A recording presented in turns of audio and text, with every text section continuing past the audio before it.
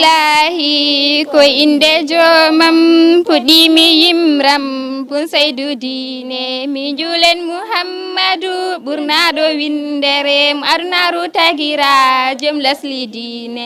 almudo wallam hakkillero kam e timminde yimram bun saydu diine wota tampo jilaw jogo fimde jeeɗeɗa jogaɗo jarɗa ɗo siraju diine maloto belɗam wajuji zamzam e ka hala ceernam nder jewte diine ardi ko mboɗo wiya sifumru ceernam muhammad saydou siraju diine dokkaɗo timmal kala ilmu gandal islamu joyitelɗi aɗa hufni diine ko tenere giwɗa gurel e gangel fof maɓɓe fof ma ko diine ko irlaɓe peñƴa nder reedu fuuta garɗa e kolda ngam lewde diine ayi ɓurɗo windere gila fuutangi jilon ko nden ɓernde yenana a resnama diine dondiɗo dongal teddendi l'islam kala sunna yooɓi tejjani diine gila ceerno hamme joom lasli gandal o haalino ceernam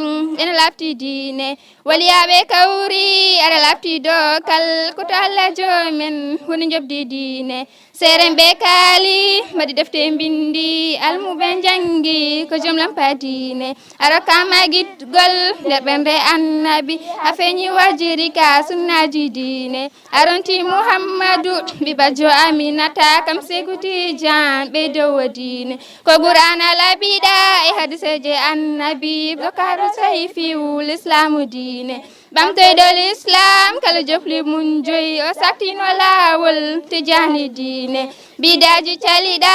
adaji ganƴa garɗa e kolda gam lewde diine ɓuura sunna mbaɗɗa jamaji maɗa e jumaji muɗum ha ɓamta diine maldaɗo peewal gila feñi timmal kadi wawi gandal gollirɗo diine maldaɗo kawral e rasulu gollal ha garɗi jondam sunnaji diine maldaɗo ɗumɗal kala dokkejo men